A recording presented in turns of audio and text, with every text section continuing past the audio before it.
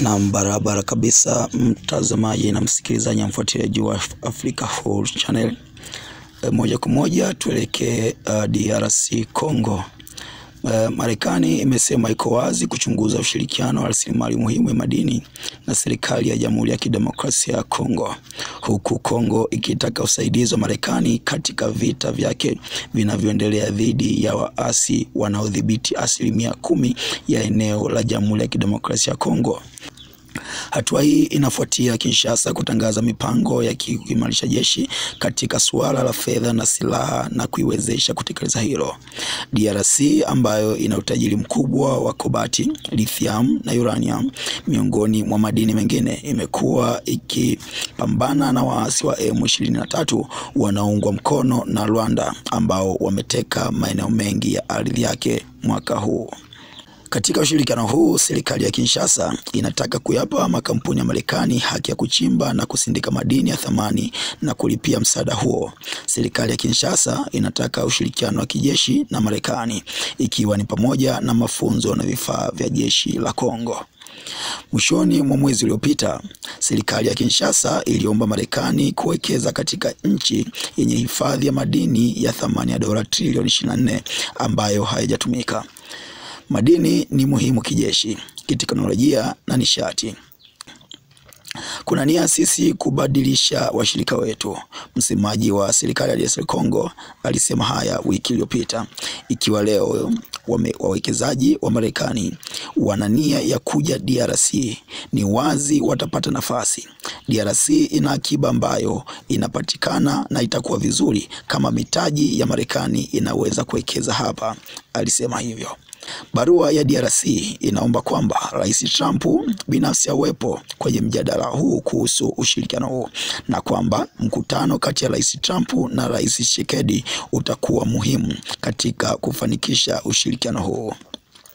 Akielezea kuhusu ushirikiano wa Marekani na DRC, Tina Salama, msemaji wa Rais Tshisekedi, aliandika kwenye ukurasa wake wa X kwamba Tshisekedi alialika Marekani yenye makampuni yanayonunua vifaa vya msingi kutoka Rwanda vinavyopolwa nchini DRC na kuingizwa nchini Rwanda, na kwamba sasa wanaiomba Marekani inunue kutoka kwa wamiliki wake halali. Mamlaka za Rwanda zinasema kuwa madini ya DRC sio sababu ya mzozo wake na DRC, na kwamba wanaonufaika na kuchimba madini hayo ni makampuni kutoka nchi za magharibi. Rwanda pia wanakanusha kwamba hawaifadhili au kuisaidia kundi la waasi wa M23. Na si Afrika huru tunatambua kwamba katika mgogoro huu na mzozo huu ambao unaendelea nchini Kongo kati ya serikali ya DRC na waasi wa M23 na vikundi kadha wa kadha ambavyo vinazidi kuungana na waasi hao wa M23,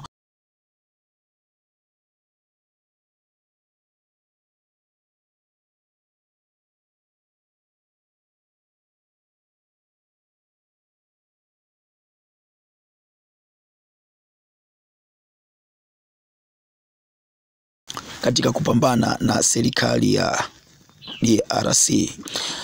Mgogoro huu hauhitaji watu kutoka nje ili kusuluhisha. Mgogoro huu hauhitaji wa Marekani kuja kusuluhisha.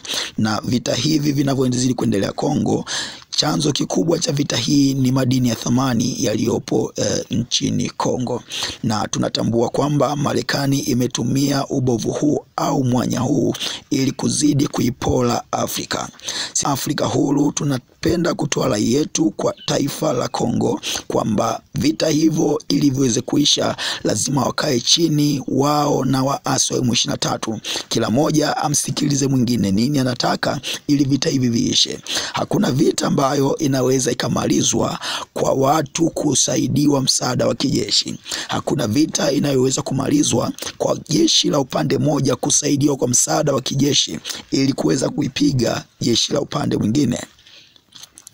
Vita vya Kongo ili viweze kuisha kati ya serikali ya DRC na waasi wa M23, lazima wakae katika meza ya mzunguko kwa ajili ya mazungumzo.